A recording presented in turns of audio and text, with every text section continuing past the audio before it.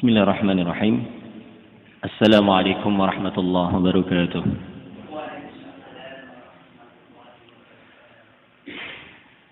Alhamdulillah.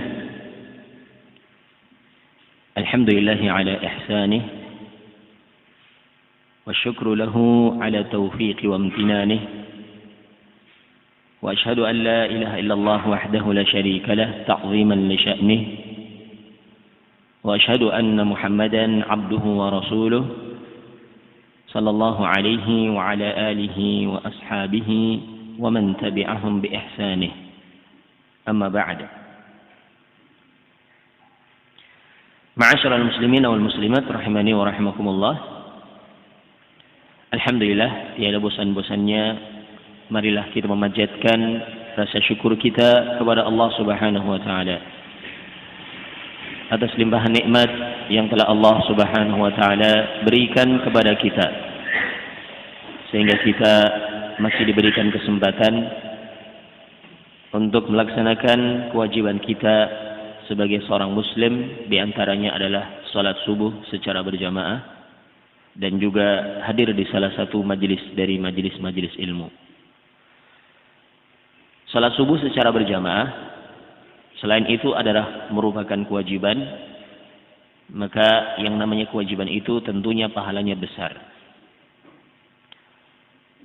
Amalan yang wajib, meskipun hanyalah sedikit, meskipun hanyalah sebentar, ini bisa mengalahkan amalan yang sunnah sesempurna apapun.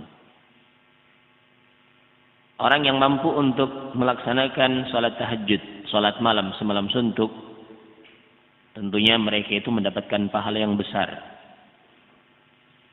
Akan tetapi, sebesar-besarnya pahala amalan sunnah itu, sekali lagi, belum bisa mengalahkan besarnya pahala amalan wajib. Sehingga orang yang salat subuh secara berjamaah, meskipun yang kita lakukan hanyalah 2 rakaat, dengan durasi waktu ya sekitar 10 sampai 15 menit. Tapi ini bisa mengalahkan amalan sunnah salat malam yang dilakukan semalam suntuk. Ini luar biasa ya. Sebagaimana Rasulullah sallallahu alaihi wasallam bersabda, "Man shallal 'isya'a jama'atan faka'annama shalla nisfal lail. Wa man shalla as-subha jama'atan faka'annama shalla laila kullah."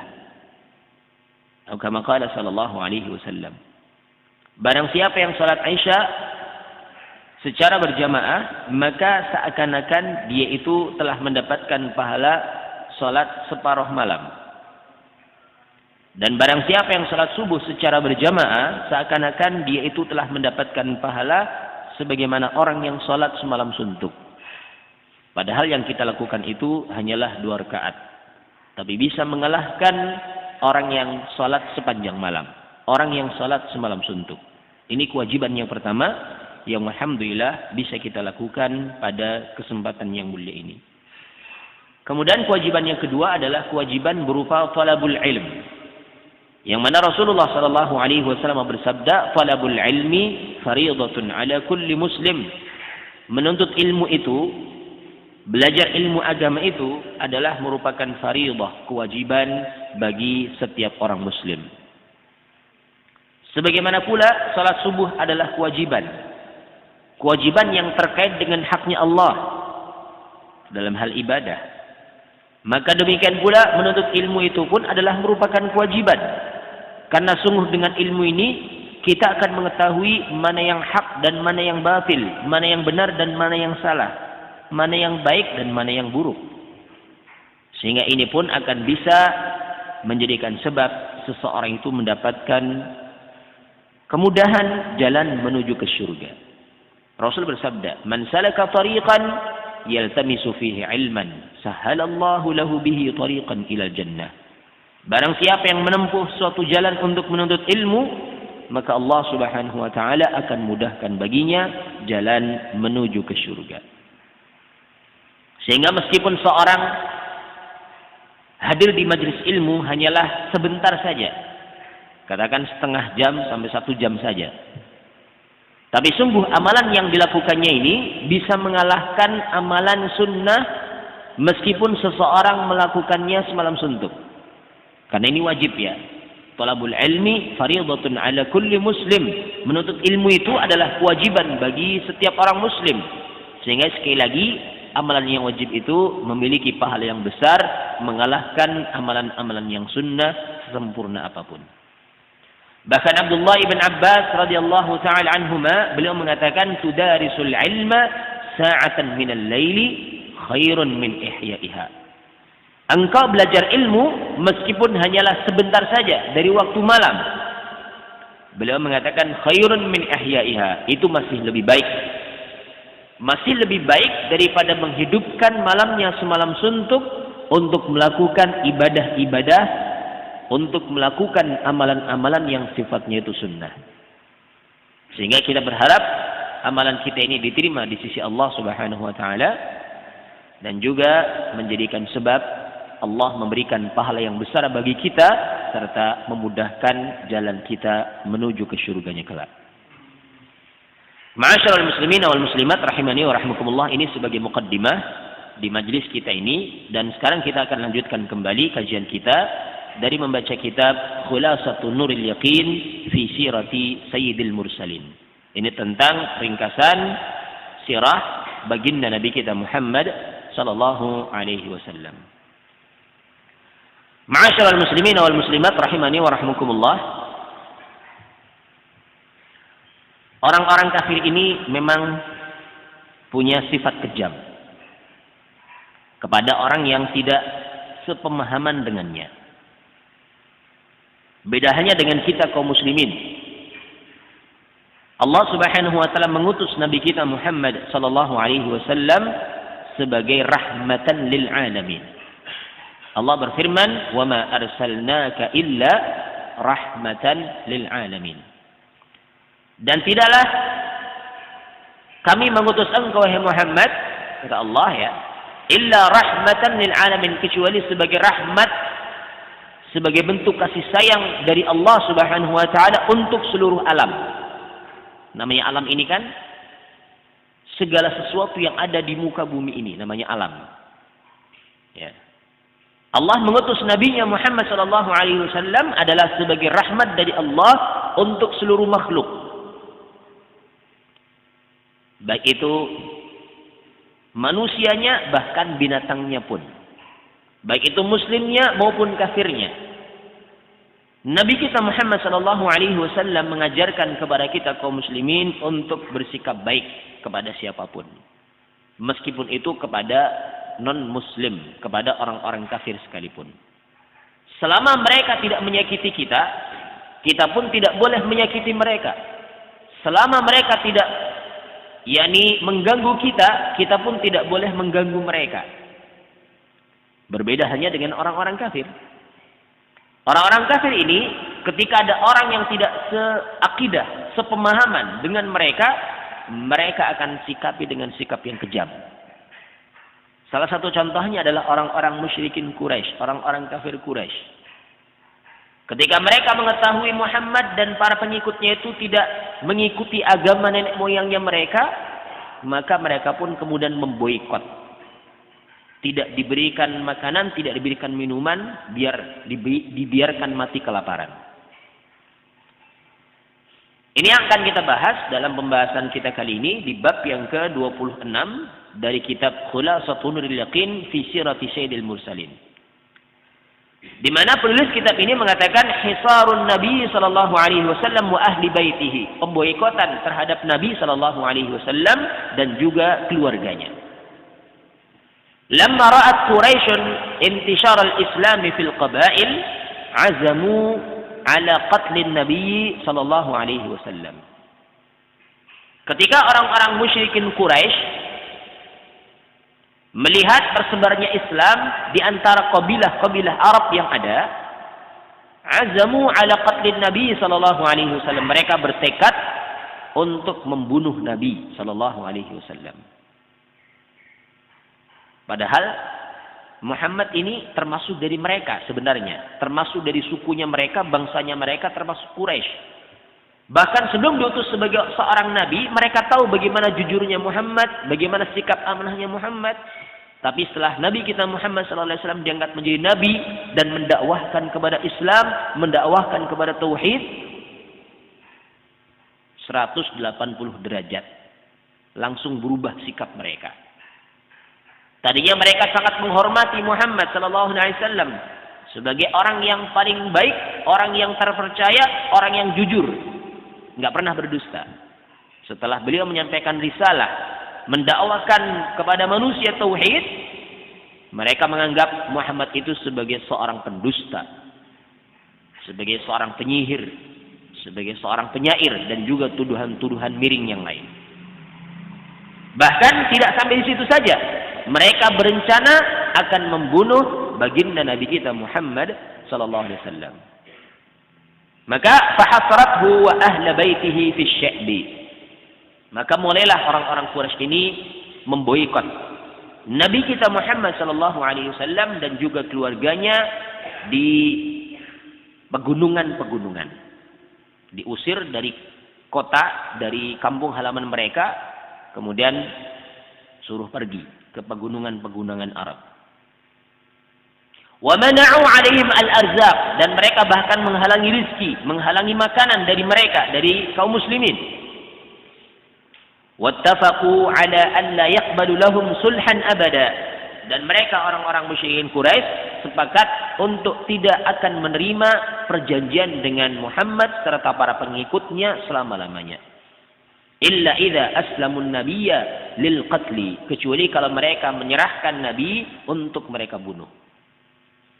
Ini kekejaman orang-orang kafir, orang-orang musyrik, secara khusus inilah orang-orang musyrikin Quraisy. Padahal antara orang Quraisy ini dengan Nabi kita itu punya hubungan kekeluargaan yang sangat dekat. Nabi kita Muhammad itu termasuk dari bagian mereka, termasuk dari keturunan Quraisy. Tapi hanya karena perbedaan akidah, perbedaan yakni sisi pandang terkait dengan agama, maka mereka berbuat kejam. Wa katabu mattafaqu alaihi fi sahifatin alaquha fil Ka'bah.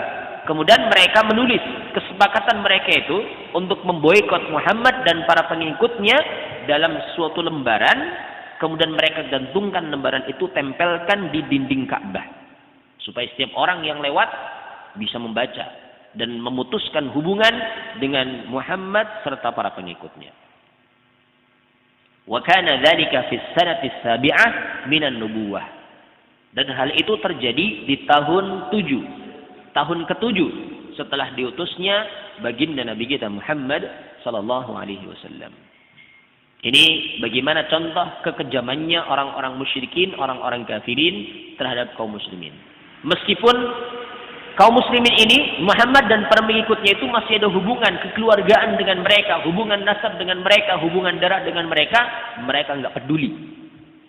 Yang penting mereka sudah tidak seagama, tidak seiman dengan mereka, bahkan mau dibunuh, disikapi dengan sikap yang kejam, diboikot, tidak diberikan makan, tidak diberikan minum. Ini terjadi pada tahun ke-7 setelah diutusnya baginda Nabi kita Muhammad sallallahu alaihi wasallam. Maka selanjutnya Rasul pun mengizinkan kepada para sahabat, siapa yang tidak mampu untuk bertahan di Mekah, silakan hijrah. Sehingga kita langsung masuk di bab yang ke-27, yakni hijratul Habasyah ats-tsaniyah. Hijrahnya kaum muslimin ke negeri Habasyah untuk yang kedua kalinya.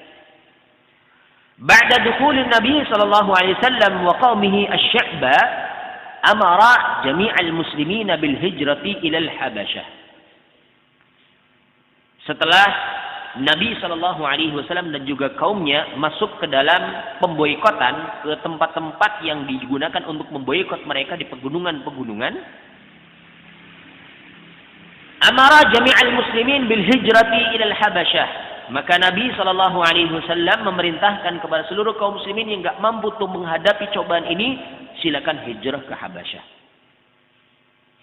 Fahajara 73 rajulan wa 11 imra'atan minhum Ja'far ibn Abi Thalib. Maka kemudian ada 73 kaum laki-laki dan 11 kaum wanita, mereka pun akhirnya nggak mampu untuk menghadapi cobaan berat tersebut. Mereka pun akhirnya hijrah ke negeri Habasyah. 73 kaum laki-laki dan 11 kaum wanita ini mengikuti sarannya Nabi untuk hijrah ke Habasyah. Mereka pun hijrah. Di antara mereka yang hijrah itu ada salah seorang sepupunya Nabi yang bernama Ja'far ibn Abi Thalib, saudaranya Ali. Abu Thalib itu punya 4 anak laki-laki. Ya, Thalib ini yang pertama, yang paling besarnya, sehingga dikenal dengan Abu Thalib, ya, bapaknya Thalib. Kemudian yang kedua ada Aqil, yang ketiga ada Ali, yang keempat ada Ja'far. Jadi Ja'far berarti kan Ali bin Abi Thalib ini kan sepupunya Nabi kita. Ali ibn Abi Thalib ibn Abdul Muttalib. Kalau Nabi kita kan Muhammad ibn Abdullah ibn Abdul Muttalib, masih satu kakek. Namanya apa? Sepupu, ya. Jadi Ja'far ini adalah sepupunya Nabi sallallahu alaihi wasallam, adiknya Ali bin Abi Thalib. Ini di antara orang-orang yang hijrah ke Habasyah di tahun ke-7 nubuwah tersebut adalah Ja'far ibn Abi Thalib.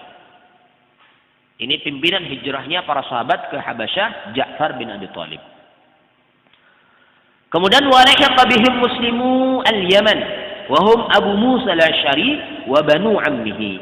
Kemudian ikut menyusul mereka untuk hijrah ke Habasyah adalah kaum muslimun Yaman. Kaum muslimun negeri Yaman, di antara mereka ada Abu Musa al-Asy'ari dan juga anak-anak pamannya. Wa kanat hadhihi al-hijratu fi sanati as-sabi'ah min an-nubuwah, dan hijrah ini terjadi pada tahun ke-7 nubuwah. Pada tahun ke-7 setelah diutusnya baginda Nabi kita Muhammad sallallahu alaihi wasallam. Jadi lumayan banyak nih yang hijrah, hampir 100-an berarti ya. 73 laki-laki, 11 wanita dari Arab, dari Mekah maksudnya, ditambah dengan kaum muslimun Yaman hijrah ke Habasyah. Sedikit perlu kita tahu, Habasyah itu adalah negeri yang dulunya itu pernah menjadi negeri adidaya. Kalau sekarang kan negeri adidaya, negara adidaya itu kan mana? Amerika dan Rusia, ya. Dulu yang menjadi negeri adidaya itu sebelum Persia dan Romawi. Dulu kan ada Persia dan Romawi itu ya, negara adidaya ini. Dulu Habasyah juga pernah menjadi negeri adidaya. Habasyah itu kalau sekarang itu namanya Ethiopia, berada di benua Afrika. Dulunya pernah menjadi negeri adidaya, menjadi rujukan hijrah kaum muslimin supaya mendapatkan perlindungan di sana. Meskipun Habasyah itu bukan negeri muslim, tapi rajanya raja yang bijaksana. Tidak menyikapi orang-orang yang berbeda agama dengan sikap yang zalim, tidak. Sebagaimana orang-orang musyrikin Quraisy. Rajanya ini raja yang bijaksana. Sehingga Allah pun berikan kepada negeri tersebut kemakmuran. Menjadi negeri yang berkuasa, menguasai negeri-negeri lain. Termasuk di antara negeri adidaya. Tapi setelah mereka kufur kepada Allah, Allah pun cabut nikmat tersebut. Sehingga setahu kita, sekarang negara Ethiopia itu termasuk di negara yang termiskin di dunia. Gambaran kita itu, dulu waktu saya masih SD itu kan, ada tugas untuk melihat dunia dalam berita. Dulu kan TV-nya cuma TVRI ya. Tahun-tahun 90-an itu. TV-nya cuma TVRI, setiap jam 9 malam itu ada dunia dalam berita. Dulu waktu SD suruh menyaksikan dunia dalam berita itu untuk mencatat negara-negara. Kita tahunya Ethiopia itu adalah negara termiskin di dunia. Negara yang tertimpa oleh kelaparan. Gambaran anak-anak kecilnya itu berkulit hitam, kemudian kurus, tinggal tulang berbolot kulit, kemudian perutnya busung. Seperti itu ya, gambaran Ethiopia.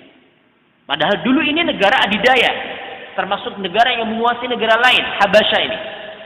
Sampai menjadi rujukan hijrahnya kaum muslimin ke sana. Ya, tapi setelah mereka kufur kepada Allah, Allah pun cabut nikmat tersebut. Mereka sebelumnya beragama Nasrani. Kemudian rajanya masuk Islam dengan sebab hijrahnya kaum muslimin, rajanya pun masuk Islam. Bahkan ketika raja ini wafat, meninggal dunia, Rasul mengingatkan di Madinah dengan salat yang disebut dengan salat ghaib. Ini awal kali ada salat ghaib. Untuk jenazah yang tidak ada di hadapan, disebut dengan salat ghaib ya. Sebelumnya mereka ini beriman.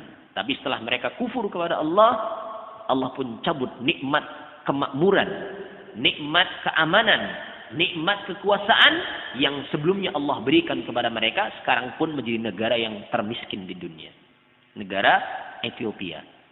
Nah, ini sebagai gambaran saja ya, bagaimana Allah mudahnya membolak-balikkan keadaan.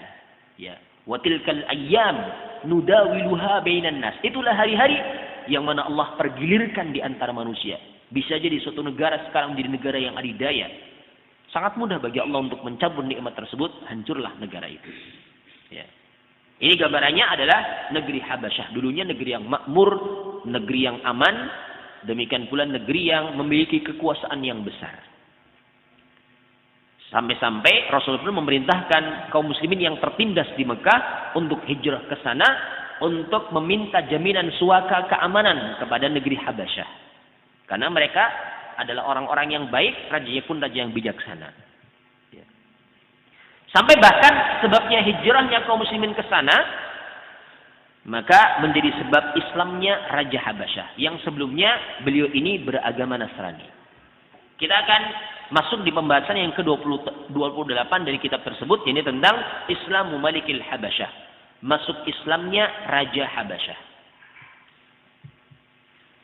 Lamma alimat Quraisy bihijratil muslimin ila al-Habasyah arsalu rajulaini bihadaya talaban minhu ay yarudda min man hajara minal muslimin. Ketika orang-orang Quraisy mengetahui hijrahnya kaum muslimin ke Habasyah, mereka mengutus dua orang tokoh dari tokoh musyrikin Quraisy dengan membawa hadiah-hadiah yang banyak untuk diserahkan kepada Raja Habasyah. Talaban minhu, sebagai bentuk permintaan darinya agar supaya beliau mengembalikan orang yang hijrah dari kalangan kaum muslimin ke Mekah. Jangan diterima ini, orang-orang Muhammad dan pengikutnya jangan diterima untuk hijrah di negerimu. Ini upayanya, upaya busuknya orang-orang musyrikin Quraisy. Dua orang laki-laki ini yang disebut dengannya adalah Amr ibn Abil As, Amr ibn As dan Ammarah ibn Walid. Wahuma Amr ibn As wa Ammarah ibn Walid wa qad qala lin Najashi. Dua orang yang dimaksudkan di sini adalah Amr ibn al-As, yang mana ketika itu masih kafir, masih musyrik.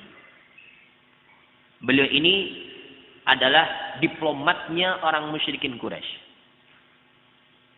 Karena ketika ada urusan-urusan diplomasi yang dikirim beliau ini, Amr ibn al-As. Ketika masih kafir, beliau menjadi seorang diplomat. Ketika sudah masuk Islam pun beliau menjadi diplomat yang ulung. Orang yang suka melakukan diplomasi. Suka lobby. Sehingga yang dikirim ini orang yang pengalaman ini. Amr ibn al-As dan juga Ammarah ibn Walid. Waqad qala lin Najashi, dan dua orang ini telah mengatakan kepada Najashi. Najashi ini adalah gelar untuk Raja Habasyah. Namanya Najashi. Jadi bukan nama ya. Maksudnya ini adalah gelarnya itu adalah Najashi. Untuk Raja Habasyah gelarnya itu Najashi, bukan nama ini.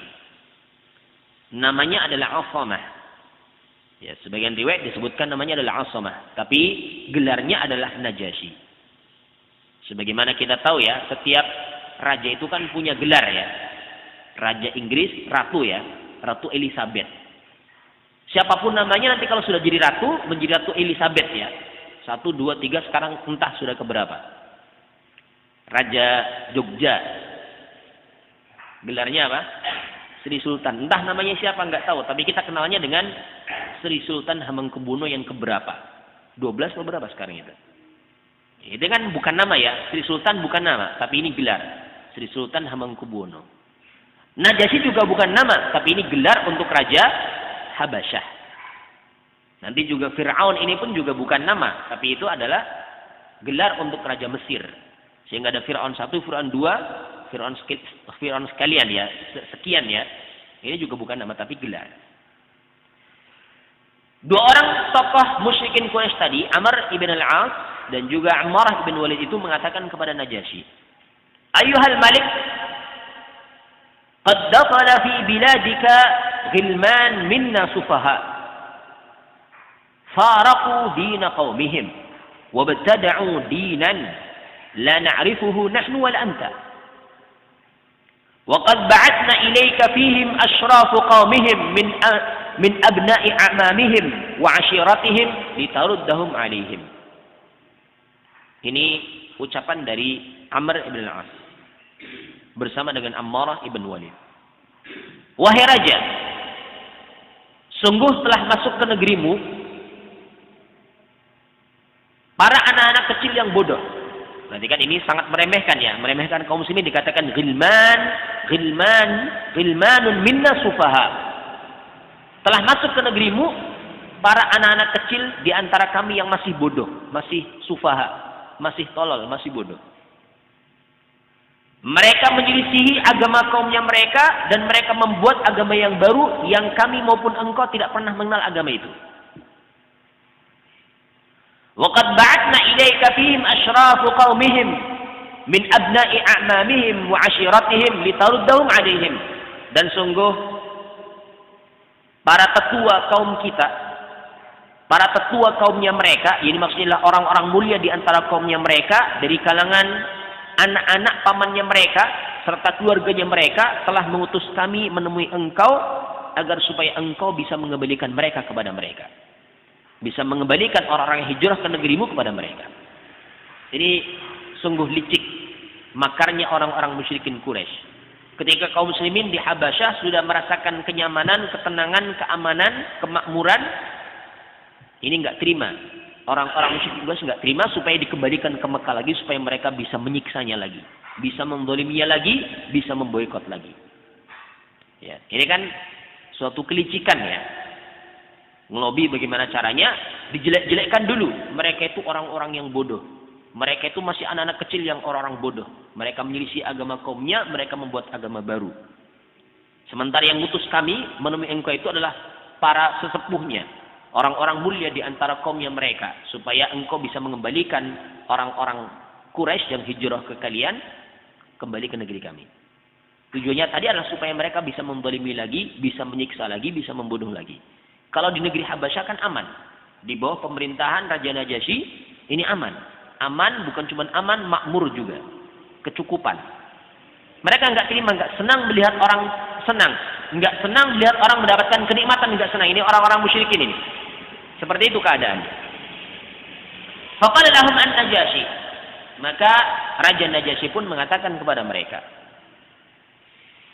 La usallimuhum hatta ad'uhum wa as'aluhum. Aku tidak akan menyerahkan mereka sampai aku akan undang mereka dan aku akan tanyakan kepada mereka apa alasan mereka hijrah. Mesti ada alasan ini. Enggak mungkin cuma karena seperti itu, tapi ada alasan. Falamma da'ahum wa sa'alahum. Maka ketika Raja Najasyi mengundang mereka ke istananya dan bertanya kepada mereka tentang apa alasan kenapa mereka hijrah dari Mekah sampai ke negerinya Habasyah ini. Qala lahu Ja'far ibn Abi Thalib.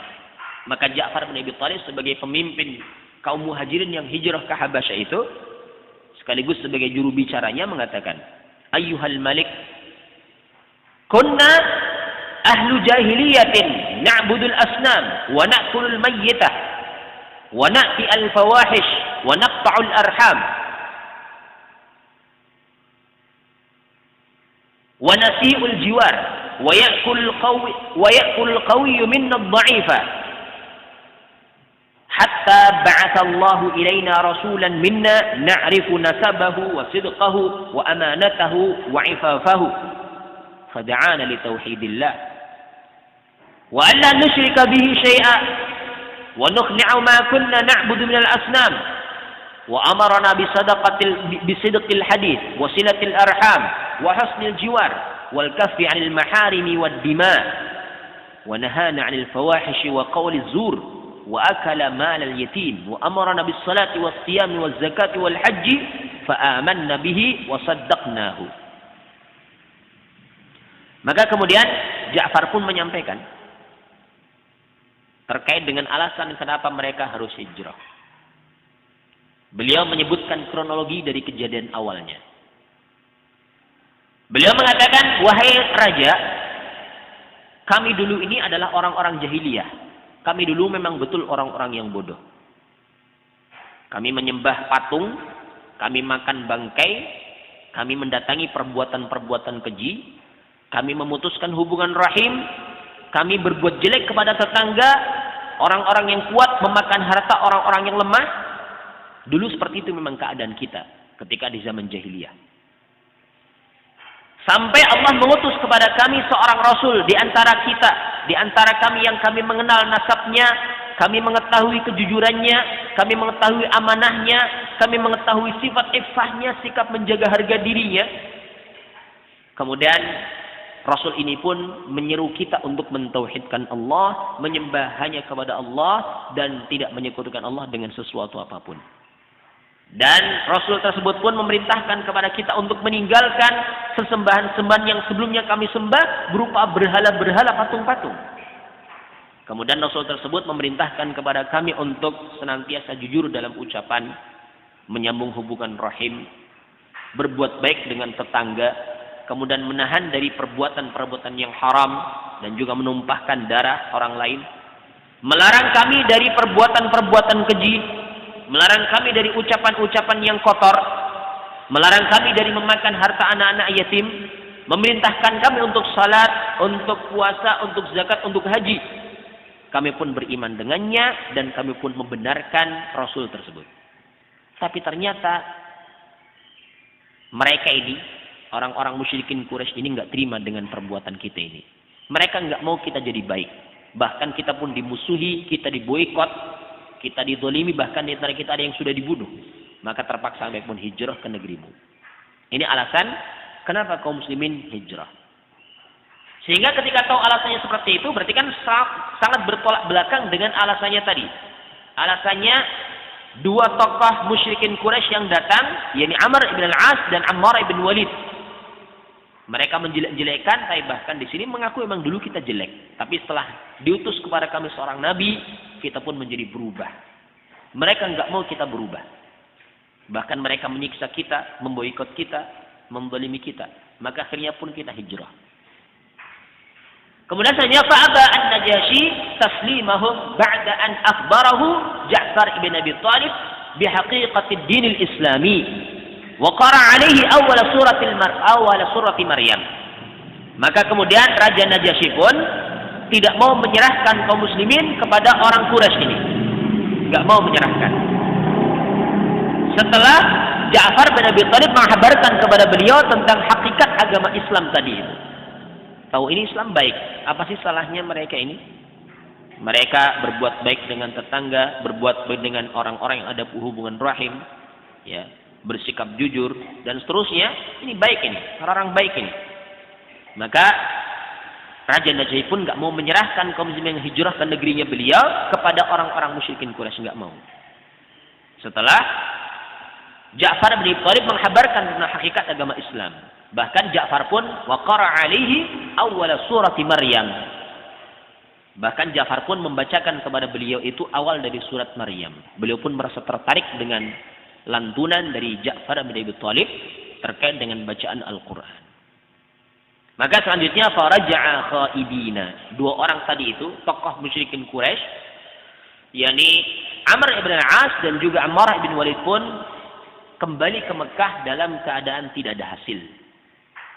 Ya, diplomasinya gagal, lobinya gagal. Ya, nggak berhasil untuk merayu Raja Najasyi untuk mengembalikan kaum muslimin yang hijrah ke negerinya beliau ke Mekah. Bahkan wa aslaman Najasyi, Raja Najasyi ketika itu pun masuk Islam. Wa man ma'ahu minal qissisina war ruhbana fi dzalikal waqti.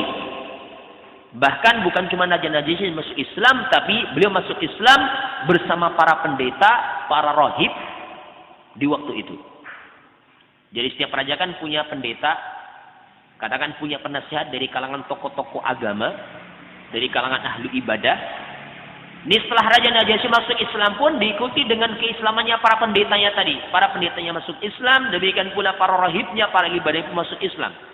Dengan sebab tadi, penjelasan Ja'far bin Abi Thalib terkait dengan hakikat agama Islam. Sampai Raja Najasyi pun masuk Islam. Ini terjadi di as-sanatis sabi'ah minan nubuwah.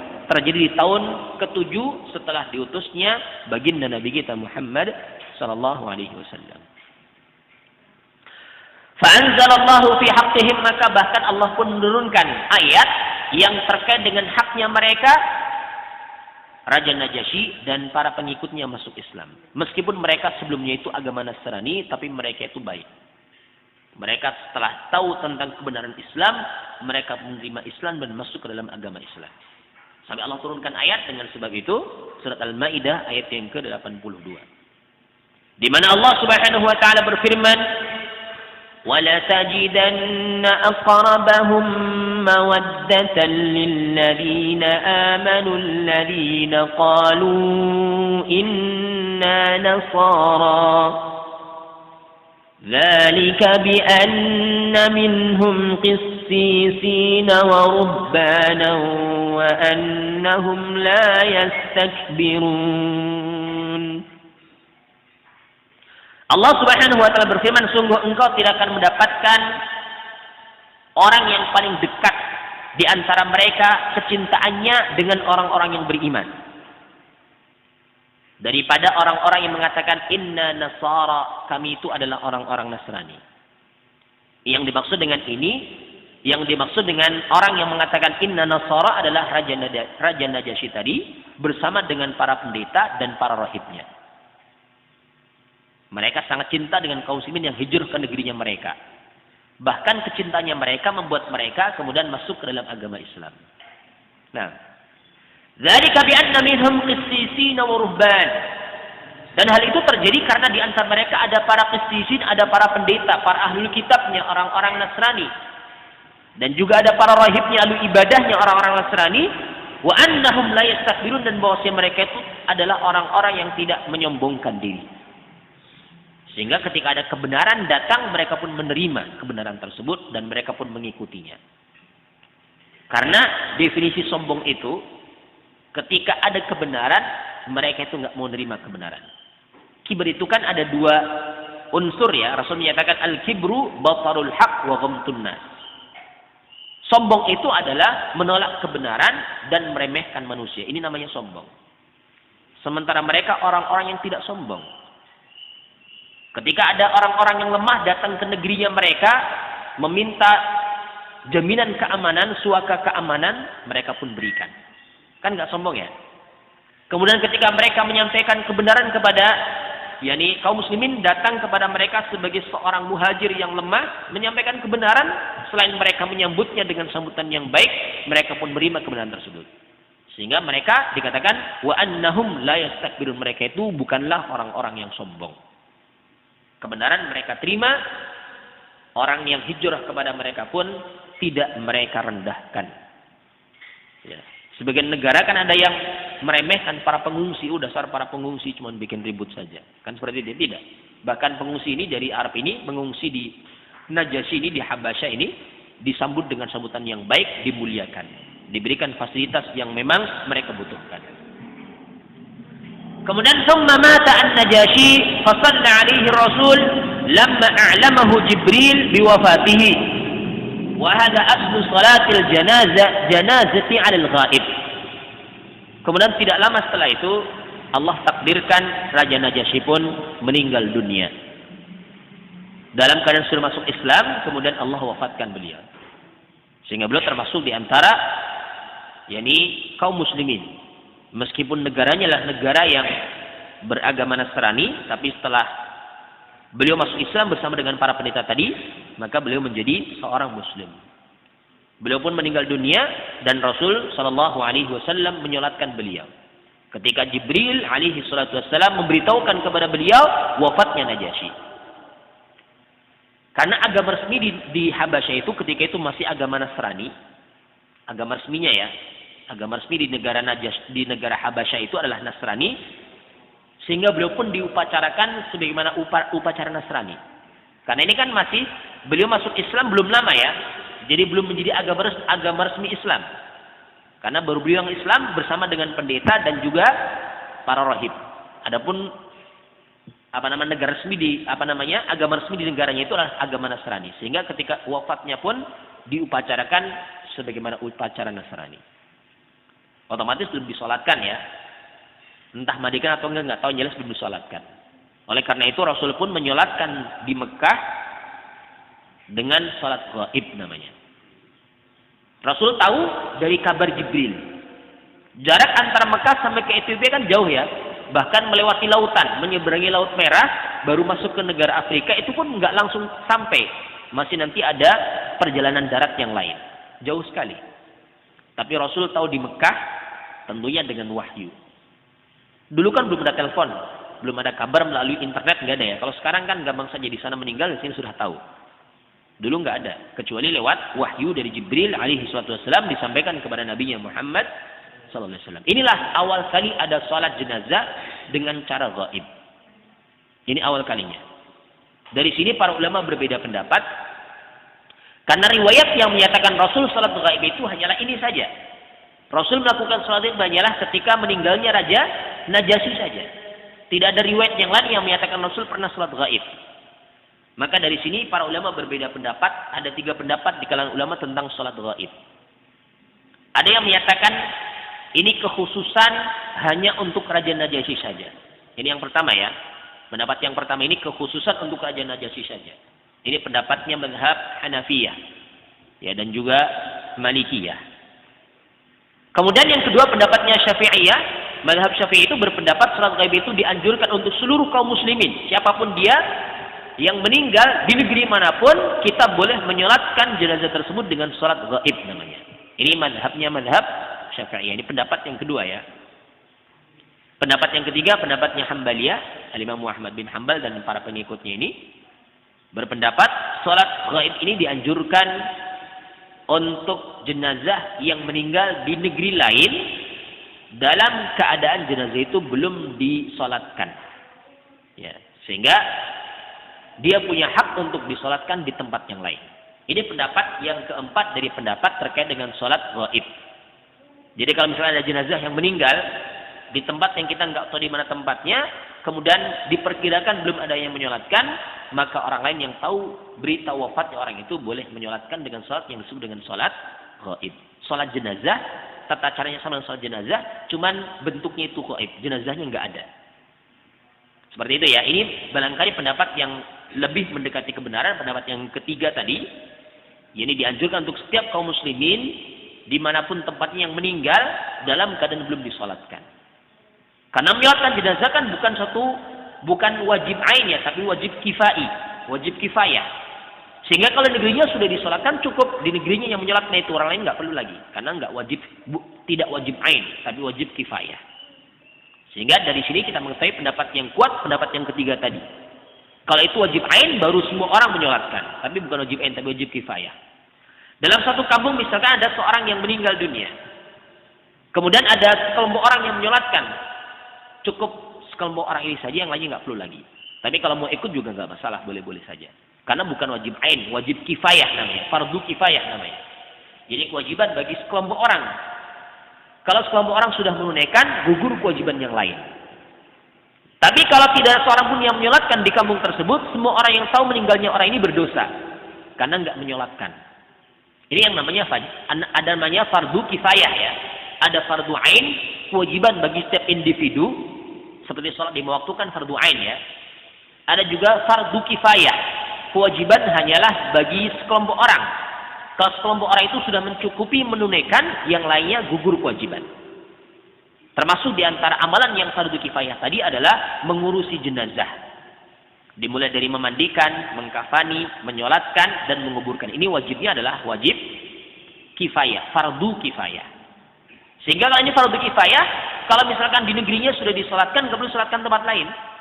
Tapi kalau mungkin belum disolatkan di sana, boleh kita menyolatkan dengan salat gaib.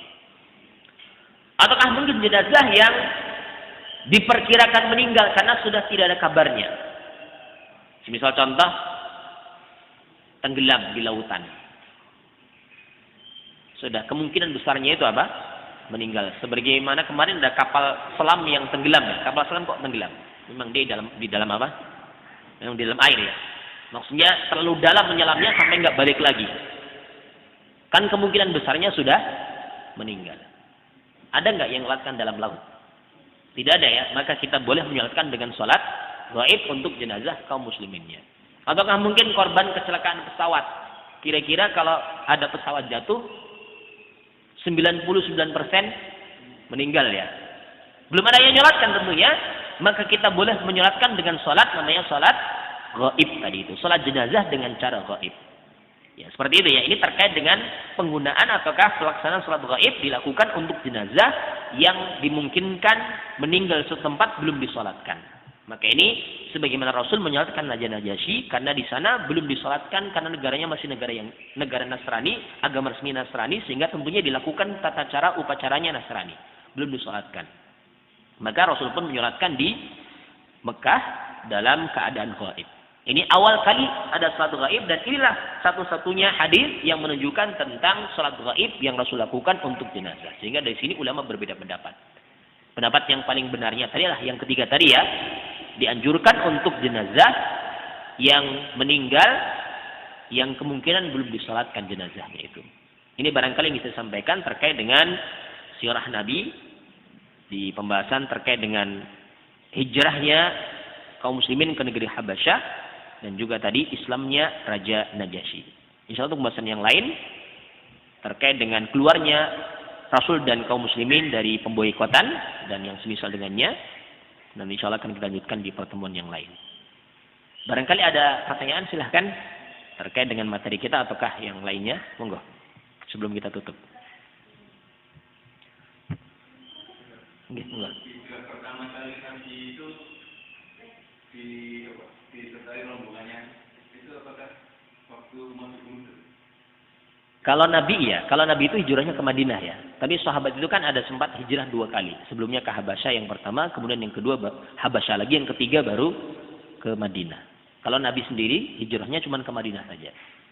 Jadi yang ke Habasyah tadi Nabi nggak ikut. Ya, beliau tetap mempertahankan kota Mekah. Karena memang Allah utus beliau di Mekah. Ya, sehingga bertahan di situ meskipun di bawah teror dari orang-orang Quraisy ya, beliau tetap bertahan. Cuman beliau menyarankan kepada kaum muslimin nggak tahan di situ, silakan hijrah ke Habasyah. Jadi itu ya terjadi tadi di tahun 7 nubuwah. Ataukah sebelumnya sudah pernah juga hijrah ke Habasyah, cuman nggak banyak. Yani pertamanya kemarin sudah kita sampaikan juga ya. Yani terjadi pada tahun ke-7 tadi, yang kedua ya.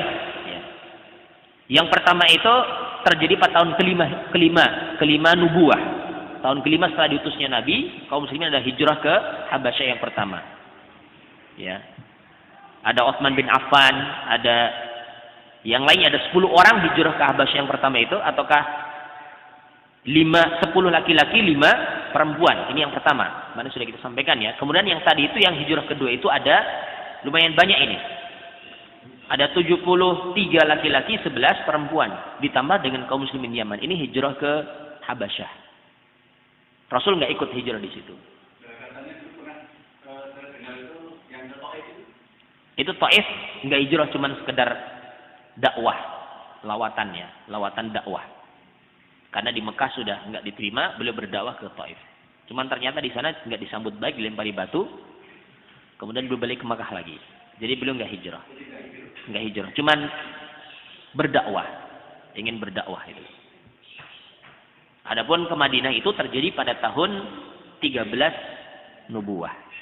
Setelah diutus 13 tahun diutusnya Nabi menjadi Nabi, baru hijrah ke Madinah. Nanti insya Allah ada pembahasan terkait dengan hijrah ke Madinah. Ini baru hijrah Habasyah. Jadi belum sampai pembahasan itu ya. Nanti setelah setelah Rasul sudah betul-betul nggak mampu lagi di Mekah, bahkan rumahnya sudah dikepung, mau dibunuh ya, akhirnya beliau pun hijrah ke Madinah. Nanti terjadi di tahun 13 nubuwah. 13 setelah diutusnya Nabi. Ya, seperti itu ya. Nanti insya Allah akan datang pembahasan terkait dengan hijrahnya Nabi ke Madinah insya Allah. Ini masih pembahasan sebelum itu. Tanggalan itu ada yang nasional, ada yang masih hijriah, enggak? Masih itu kan yang nasional itu kan? Nah, hitungannya itu gimana? Hitungannya mulai dari Nabi diutusnya waktu. Iya, kalau kalender hijriah dihitungnya itu mulai hijrah. Ya, mulai hijrah. Hijrah Nabi apa hijrah dari hijrah Nabi ke Madinah. Itu baru tahun pertama hijriah. Sehingga tadi saya sebutkan tahun 7 nubuwah ya. Nubuwah itu maksudnya adalah tahun 7 setelah diutusnya Nabi.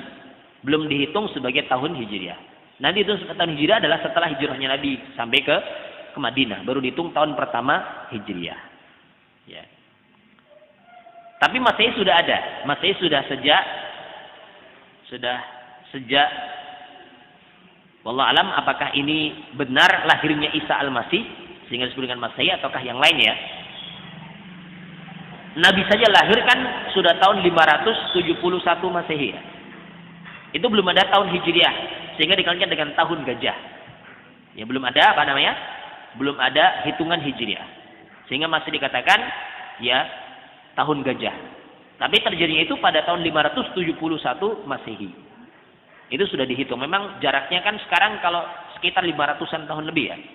Antara Masehi dengan Hijriah. Kalau sekarang Hijriah sudah 1444 ya. Masehi sudah 2023. Jadi tahun Hijriah itu dihitung sejak hijrahnya Nabi ke Madinah. Bukan ke Habasyah tadi ya. Tapi ke Madinah. Adapun tadi dikatakan tahun 7 nubuah. Karena memang tahun 7 setelah diutusnya beliau menjadi seorang Nabi. Sehingga tahun 7 nubuah. Ada istilahnya nubuah, ada istilah hijrah nanti. Ada tahun 1 Hijriah. Nanti setelah Nabi hijrah ke Madinah. Paham ya? Yang lain silahkan. Enggak.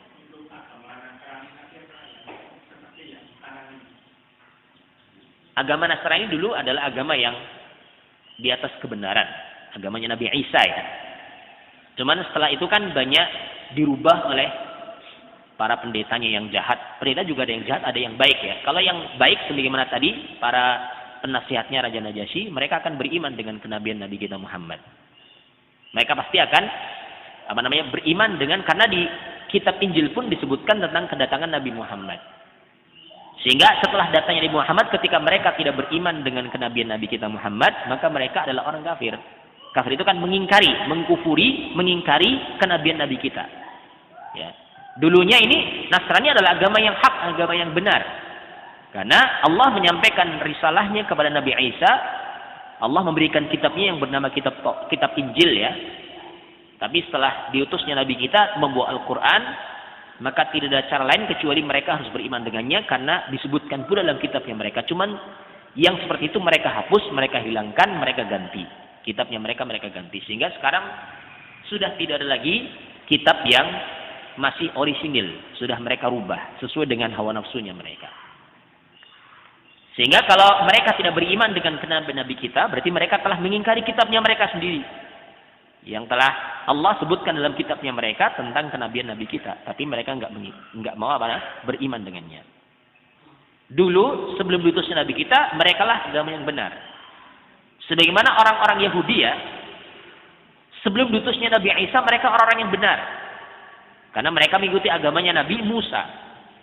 Tapi setelah diutusnya Nabi Isa, bahkan mereka membunuh Nabi Isa. Mereka berusaha membunuh Nabi Isa. Kan seperti itu ya. Mereka kemudian menganggap Nabi Isa itu sebagai anak zina. Ini orang Yahudi, kejahatan orang Yahudi. Maka Yahudi pun kafir ketika tidak beriman dengan kenabian Nabi Isa. Tidak beriman dengan kitab yang diturunkan kepada Nabi Isa, kitab Injil. Sama halnya dengan mereka pun menjadi kafir ketika tidak beriman dengan kenabian Nabi kita Muhammad SAW, tidak beriman dengan Al-Quran. Karena dalam kitabnya mereka sendiri sudah dituliskan, disebutkan tentang adanya Nabi yang terakhir, Nabi Muhammad. Ketika mereka tidak beriman dengannya, berarti mereka telah mengingkari, telah kufur dengan kitabnya mereka. Cuman yang seperti itu mereka rubah, mereka hapus, mereka hilangkan ayat-ayatnya. Yang tersisa itu hanyalah ayat-ayat yang sesuai dengan keinginan nafsunya mereka. Yang tidak sesuai, mereka rubah. Ya ini jelas penyimpangan dan kekufuran. Jadi nggak sama Nasrani dahulu dengan Nasrani yang sekarang. Nasrani dulu menyembahnya kepada Allah juga. Nabi Isa itu hanyalah sebagai seorang nabi, bukan sesembahan, tapi sekarang mereka menyembahnya kepada Nabi Isa, menyekutukan Allah Subhanahu wa taala dengan Nabi Isa. Inilah sisi yakni kebatilan mereka, sisi kekufuran mereka. Seperti itu ya. Paham ya? Cekap ya? Kita suwun katul majlis.